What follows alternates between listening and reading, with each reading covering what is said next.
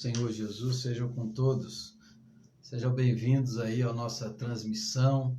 Estávamos louvando a Deus com Carlinhos agora, cantando, adorando ao Senhor, e agora nós vamos meditar na palavra, vamos estudar, ouvir a palavra de Deus, vamos orar, colocar diante do Senhor os nossos pedidos, as nossas necessidades e levar ao Senhor as nossas súplicas. O nosso texto hoje é o segundo livro dos Reis, capítulo 7, verso 3. Segundo livro dos Reis, capítulo 7, versos 3. Essa é uma história muito interessante. Quando o rei da Síria, Ben-Hadad, juntou seu exército e cercou a cidade de Samaria. As cidades antigas eram cidades muradas e as guerras dos inimigos cercavam para que a cidade se rendesse, sem guerra. Então eles cortavam os suprimentos, a fonte de alimentos deles, e deixavam o povo lá dentro experimentando fome, sofrimento. E isso aconteceu com Samaria. Então a cidade está cercada, uma grande aflição, acabou a comida, o pessoal está comendo cabeça de jumento está a um preço altíssimo, e até esterco de pomba virou objeto de consumo, né? O povo está passando fome, uma situação calamitosa, a cidade de Samaria está enfrentando. Nessa situação, o profeta Eliseu traz uma palavra de Deus, uma profecia, que dentro de um dia tudo aquilo ia mudar. Dentro de um dia a profecia ia mudar aqueles preços absurdos, abusivos, cairiam lá embaixo. É uma profecia extraordinária. Até o general de Israel lá não acredita, depois ele é punido por causa disso, mas tem uma profecia do Senhor nesse contexto de fome, de tristeza, de angústia. Acontece algo, e eu quero compartilhar com você essa palavra aqui, 2 Reis, capítulo 7, versículo 3. 4 homens leprosos estavam à entrada da porta, os quais disseram uns aos outros: para que estaremos nós aqui sentados até morrermos? Se dissermos entremos na cidade, há fome na cidade, e morreremos lá. Se ficarmos sentados aqui, também morreremos. Vamos, pois, agora e demos conosco no arraial dos Círios. Se nos deixarem viver, viveremos. Se nos matarem, tão somente morreremos. Abra a sua Bíblia aí, leia esse texto comigo, 2 Reis, capítulo 7, verso 3 e 4. Mas a primeira constatação aqui desse texto impressionante é: vejam os agentes improváveis do Senhor. Veja os homens que Deus usa nessa hora. Veja que coisa impressionante. Dentro da cidade, fome, calamidade, carestia, loucuras acontecendo, o povo está numa situação horrível. Fora está o exército dos sírios, cercando a cidade. E na porta da cidade, como era costume, os leprosos eram expulsos da cidade, da convivência, para não contaminar ninguém. Eles estão ali do lado de fora. Eles vivem do lado de fora da cidade, então eles estão no meio, não entram, tem a cidade que está faminta e do lado de fora tem o exército dos sírios, e esses 4 leprosos vão ser os instrumentos da providência de Deus. Eles vão ser os agentes da providência do Senhor para trazer o livramento para a cidade de Deus. Às vezes são as pessoas mais improváveis, aquelas que nós não imaginamos, não pensamos, são esses e essas pessoas que Deus usa para trazer a bênção, para trazer o livramento. E foi isso que aconteceu. Quando você olha para a história da salvação, você vai ver homens e mulheres assim improváveis de Deus. É um Gideão, que se considera o mais fraco, o mais pobre. É o Jefté, o filho de uma prostituta, que viveu a vida inteira com esse nome pejorativo sobre ele. São essas pessoas que ninguém imagina. É uma Raabe, também uma mulher, assim, é uma mulher samaritana que vai ser a missionária tempos depois na mesma cidade de Samaria, que é a cidade que nós estamos lendo aqui. É essa mulher, é Maria Madalena, que vai ser depois a pregadora da ressurreição, a anunciadora. São as pessoas mais improváveis, que aos olhos humanos nós não acreditaríamos, não apostaríamos, não falaríamos dessas pessoas. São os 12 que Jesus escolheu, é um Simão Pedro, é um Tiago e João, os filhos do trovão, são pessoas assim, é um Tomé, um vacilão, né? Tomé, são essas pessoas que às vezes Deus usa, Deus opera, Deus levanta, Deus age, Deus transforma. Então, quem sabe você se considera uma pessoa que, eu não tenho capacidade, eu não sei pregar, eu não sei falar, quem sou eu? Como Moisés, eu sou um gago, eu sou pesado de língua, como Gideão, Senhor envia outro, como Jeremias, eu não passo de uma criança. São pessoas assim, são leprosos como esses homens aqui que não tinham utilidade. Esses vão ser os instrumentos da providência. Deus vai agir através dessas pessoas. Gente que às vezes nós não esperamos, Deus pode usar. Você que se considera improvável, que não se considera uma pessoa capacitada, talvez você é o instrumento de Deus para levar bênção, salvação, socorro, esperança para outras pessoas. Os 4 leprosos. Agora eu quero compartilhar com você aqui 2 atitudes desses homens que eu quero fortalecer o seu coração com essa atitude. A primeira é que esses homens não se entregaram à morte. Eles não aceitaram passivamente o decreto de morte. Esses homens estavam ali, naquele lugar, no meio do exército e da cidade faminta. E eles estão sentados. E eles dizem um para o outro: o que nós estamos fazendo aqui? Se nós ficarmos sentados aqui, nós vamos morrer. Se nós entrarmos na cidade, a cidade também está morrendo de fome. Vamos ao encontro do inimigo. Vamos lá, vamos no exército. Se eles nos matarem, nós vamos morrer, mas nós vamos fazer alguma coisa. Vamos agir, vamos enfrentar a morte, não passivamente, não de braços cruzados. Vamos dizer assim, essa pandemia aí está causando tanta tristeza, tanta morte, e aí você, por causa do medo, por causa das coisas ruins que estão acontecendo, a morte se instala no seu coração. A morte se instala na alma da pessoa. Porque uma pessoa morre não apenas quando acaba a sua vida cronológica, ela morre quando ela perde a capacidade de sonhar, de agir, de ter expectativas, de projetar, planejar, de fazer acontecer. Pessoas hoje estão vivas biologicamente, mas estão mortas espiritualmente, emocionalmente, existencialmente. Pessoas que se entregam ao desespero, se entregam à passividade, se entregam. Esses leprosos não.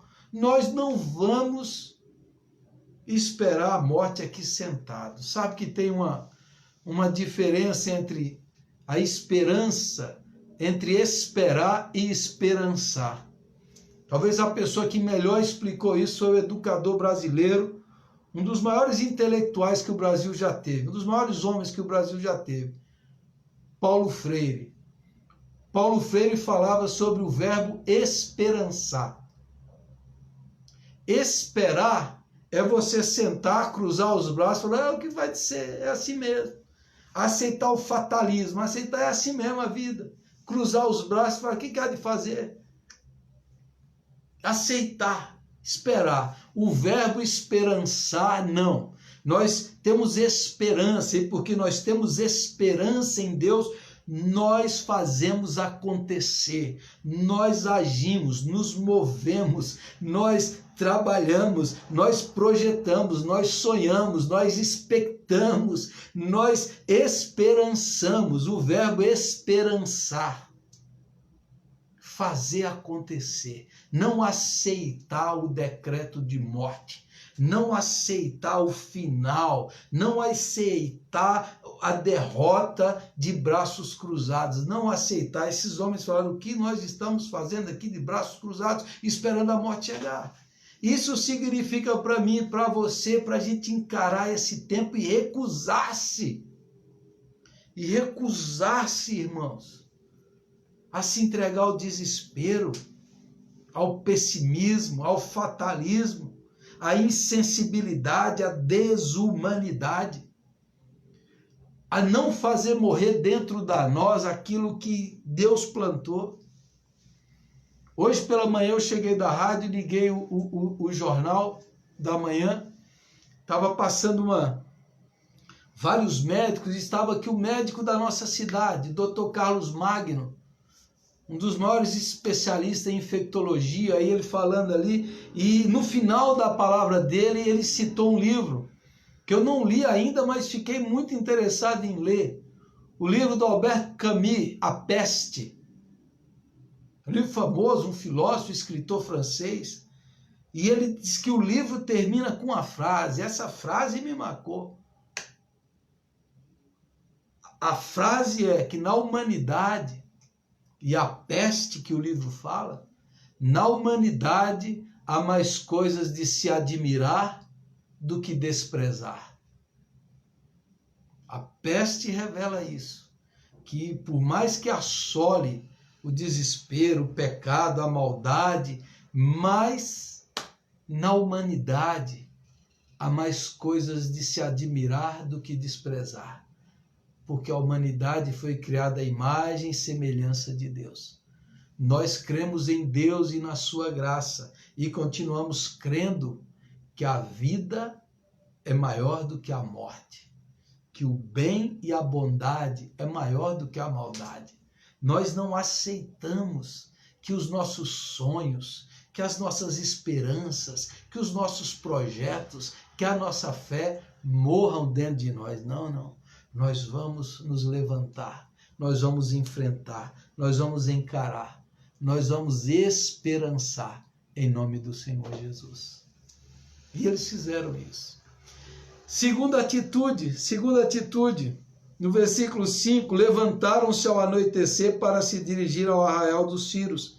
E tendo chegado à entrada do arraial, eis que não havia lá ninguém, porque o Senhor fizera ouvir no arraial dos Círios ruídos de carros e de cavalos, e o ruído de um grande exército, de maneira que disseram uns aos outros: eis que o rei de Israel alugou contra nós os reis dos heteus e os reis dos egípcios para virem contra nós. Pelo que se levantaram e, fugindo ao anoitecer, deixaram as suas tendas, os seus cavalos e os seus jumentos e o arraial como estava, e fugiram para salvar sua vida. Chegando, pois, aqueles leprosos à entrada do arraial, entraram numa tenda, e comeram, e beberam, e tomaram dali prata e ouro, e vestes, e se foram, e os esconderam. Voltaram e entraram em outra tenda, e dali também tomaram alguma coisa e esconderam. Versículo 9.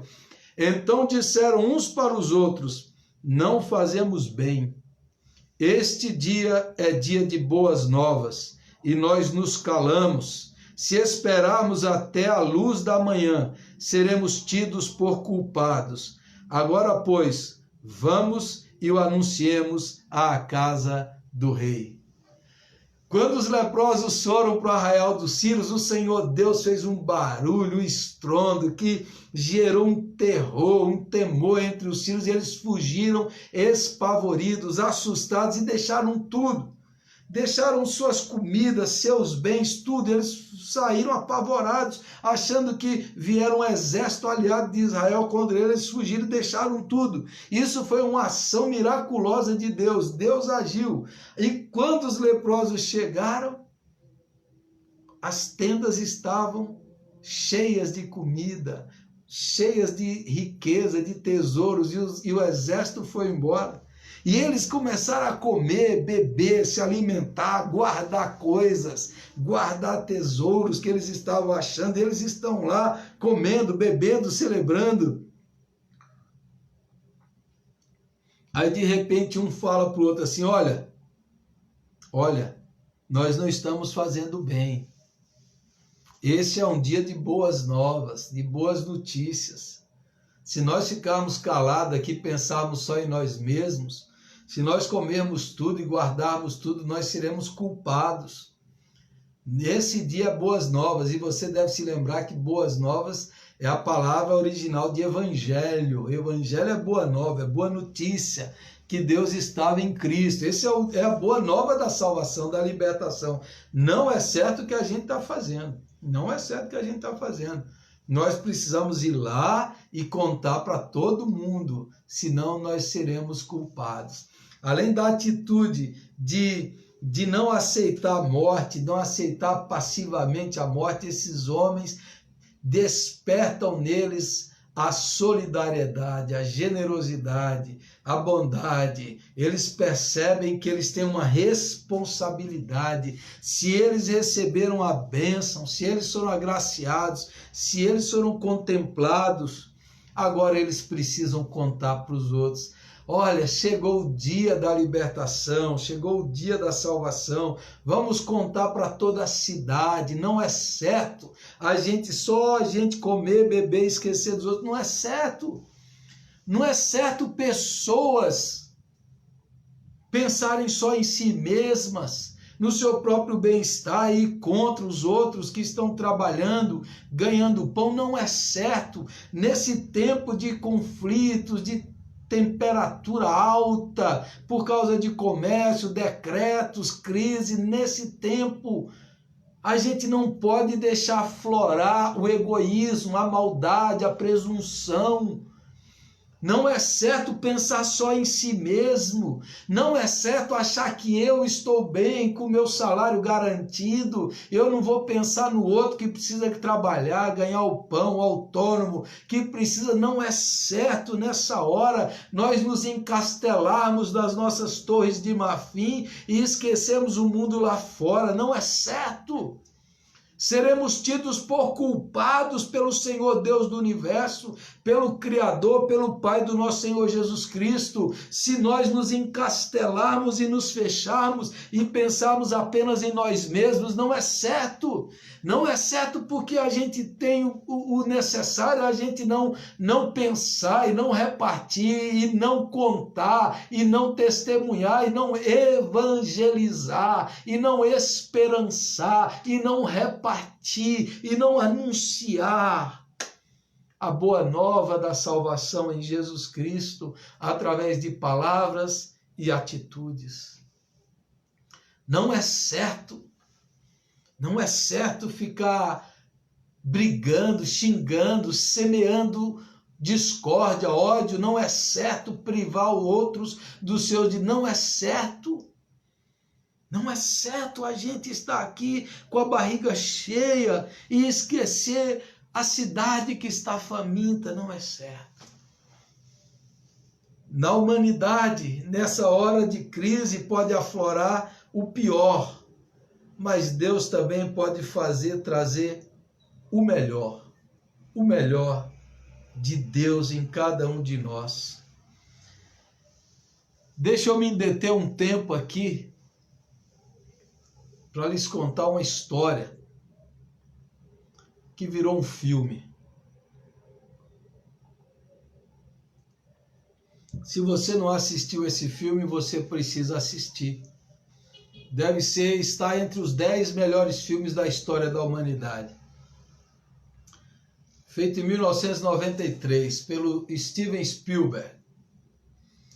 Na verdade, ele fez esse filme porque ele tinha sucesso de público, mas ele não tinha sucesso de crítica. Ele falou, vou fazer um filme para ganhar o Oscar. E ele fez. E também vou fazer um filme em homenagem ao meu povo, que ele é judeu, ao povo judeu. O Spielberg fez o filme A Lista de Schindler, que conta a história de um alemão chamado Oskar Schindler. Era um homem sem ser um homem exemplar. Um homem, às vezes mulherengo, às vezes beberrão, E na sua juventude ele se tornou membro do Partido do Nacional Socialismo, o nazismo. Mas quando a Segunda Guerra começou, Schindler começou a ver a crueldade, a maldade, a expressão mais grotesca do mal do século XX, do nazismo, dos campos de concentração. E aquele homem que era um pequeno empresário, que tinha uma fábrica, na hora que ele viu aquelas atrocidades, a humanidade que tinha dentro dele renasceu. Aquela humanidade, a dignidade do ser humano. Aquele homem que era um homem que queria ficar rico, de repente ele descobriu a riqueza da vida humana, o valor do ser humano, independente da raça, credo ou religião, que cada ser humano carrega a sacralidade da vida.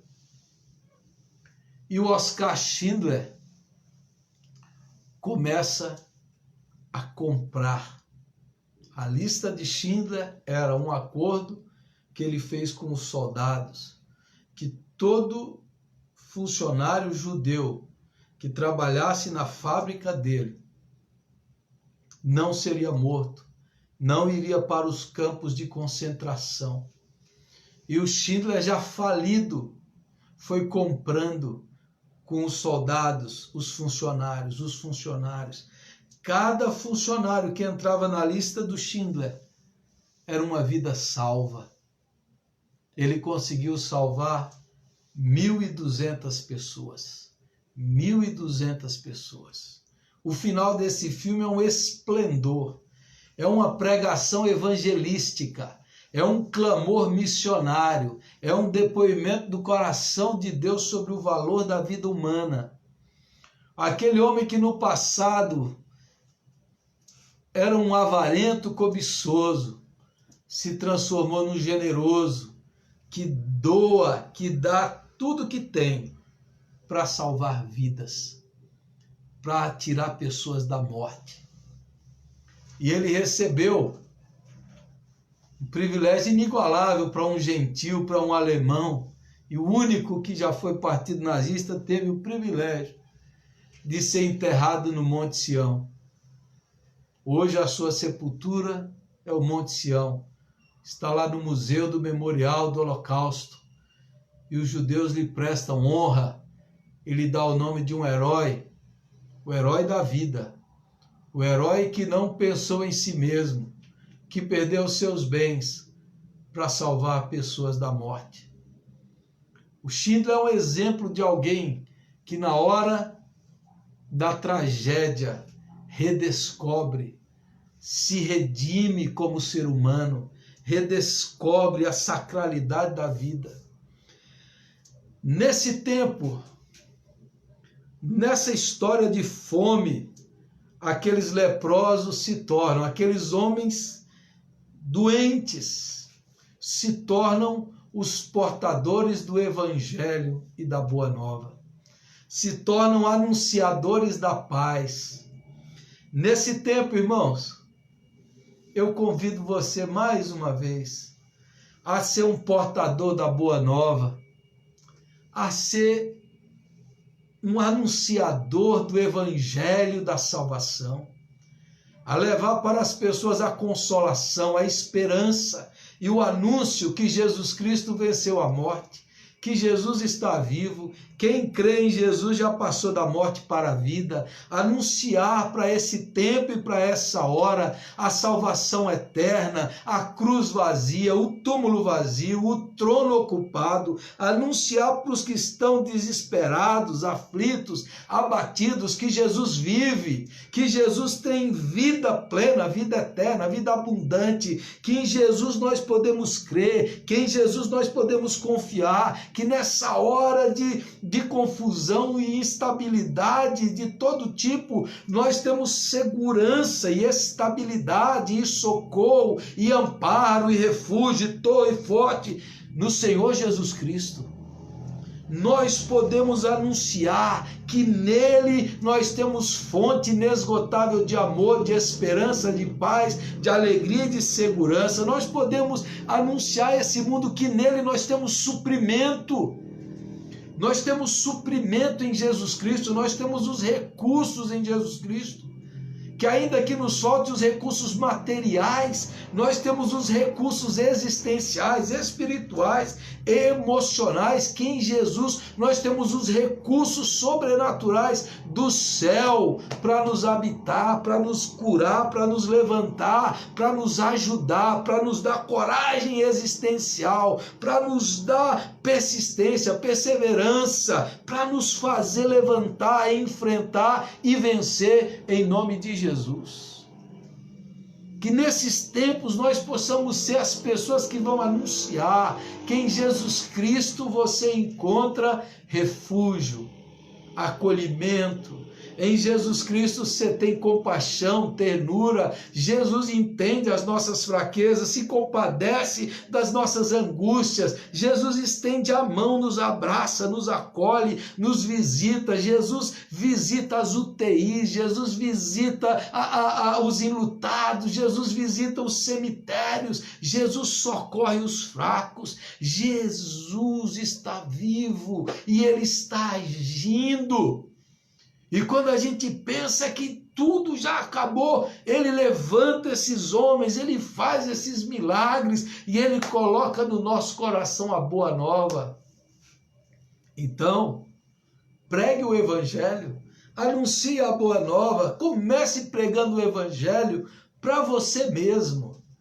Comece pregando o Evangelho da graça e do amor de Deus para a sua alma, para o seu coração. Evangelize o seu coração, a sua alma, a sua mente, os seus sentimentos. Traga o Evangelho para dentro de você. Deixa a boa nova entrar, crescer, produzir, frutificar. Deixa a boa nova. Deixa a boa nova frutificar em você. E aí, faça essa boa nova vazar nas suas palavras, nos seus poros, nas suas conversas, nos seus telefonemas, nas redes sociais. Faça a boa nova. Faça a boa nova ser semeada. Vamos anunciar aquilo que o Senhor Jesus disse, porque o Espírito do Senhor está sobre mim, pelo que me ungiu, para evangelizar, para anunciar boas novas aos pobres, dar vista aos cegos, fazer com que o surdo ouça, fazer com que o aleijado ande e apregoar o ano aceitável, o ano do jubileu, o ano da salvação do nosso Deus. Que o Senhor faça da minha vida e da sua vida esses agentes improváveis da boa nova. Que o Senhor nos use para aflorar o bem, a bondade, que a gente ore para que nós sejamos batizados com o batismo do amor, o batismo do amor, da generosidade, o batismo do Espírito Santo que nos traz o fruto do amor em tudo que a gente faz. Que você não semeie a discórdia, o ódio, que você pregue o Evangelho para você mesmo, para você mesmo. Que você deixe o Evangelho frutificar, esperançar na sua alma. Em nome de Jesus, em nome de Jesus. Amém? Eu quero orar por vários nomes aqui nessa lista.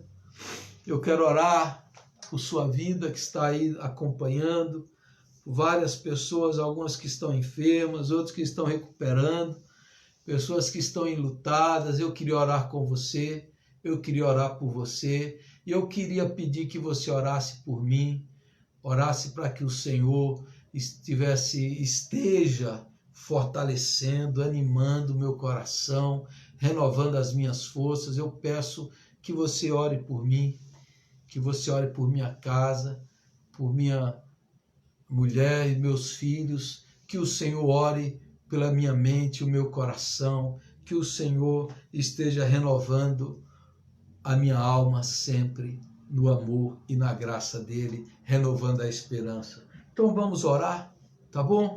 Eu oro por você, você ora por mim, nós oramos juntos, nós oramos, colocamos os pedidos diante de Deus, coloque as intenções. Você que está acompanhando cada amém que você coloca aí, amém, assim seja, a concordância em oração, nessa corrente de fé, nesse ajuntamento espiritual, nós oramos e nós estamos enchendo os céus com as orações dos santos. E eu creio que nesse tempo o Espírito Santo está derramando essa unção poderosa de cura, de milagre, de restauração, de salvação, que o Senhor está derrubando tudo que atrapalha e trazendo vida nova e vida plena. Vamos orar? Ore comigo nesse instante. Nosso Deus, nosso amado Pai, Tu és a nossa força, o nosso refúgio, o nosso amparo, o nosso socorro bem presente na tribulação. Tu és aquele que nos ergue, que nos cura, que nos restaura. Tu és aquele que revigora o ânimo e enche o coração de esperança. Agora, Senhor, tira de nós toda passividade, toda letargia, todo desânimo, todo comodismo egoísta. Tira de nós, Senhor, a vida ensimesmada, a vida fechada. Tira de nós tudo isso, meu Deus, e batiza-nos com o Teu amor, batiza-nos com as Tuas lágrimas, batiza-nos com a unção do Espírito Santo, para que possamos encarar os desafios, encararmos a morte de frente, como o Senhor Jesus venceu a morte, que nós possamos esperançar, fazer acontecer, que nós possamos viver o dia da boa nova, de anunciar a boa nova do Evangelho, anunciar a graça, anunciar o jubileu, anunciar a misericórdia, o perdão, a cura do Senhor para esse mundo. Agora, meu Deus, faz isso. Dá-nos, Senhor, essa urgência, dá-nos, Senhor, esse despreendimento, dá-nos, Senhor, essa disposição de semear, de anunciar, de pregar, de testemunhar, de interceder e de crer que o Senhor está agindo e que o Teu amor é muito maior que o ódio, que a bondade é maior que toda a maldade e que a vida vai prevalecer no final. Abençoe os enfermos, meu Deus. Abençoe a Dona Ivone. Abençoe, Senhor, o Seu Roque, a Dona Líris. Abençoe, ó Deus, o Seu Benjamin, a Dona Licerina, que estão internados lá no hospital. Abençoe, Senhor, nosso irmão Carlos Gameiro. Abençoe, ó Deus, a Dona Meire. Abençoe, Senhor, em nome de Jesus, essas vidas, os idosos. Abençoe, Senhor, o Seu José, que está precisando do socorro do Senhor. Seu José Miguel, visita ele naquela UTI.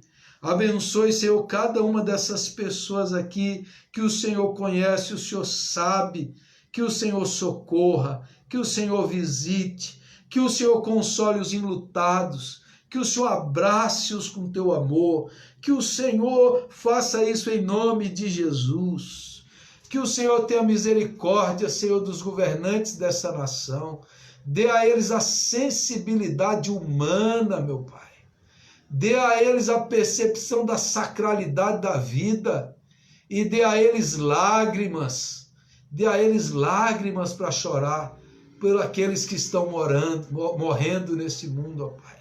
Tenha misericórdia do nosso país, tenha misericórdia da nossa nação. Nós clamamos a Ti que o Senhor pare a propagação desse vírus, que o Senhor proteja, Senhor, que o Senhor abençoe os cientistas, que o Senhor dê a eles a direção, que o Senhor fortaleça o teu povo no teu amor.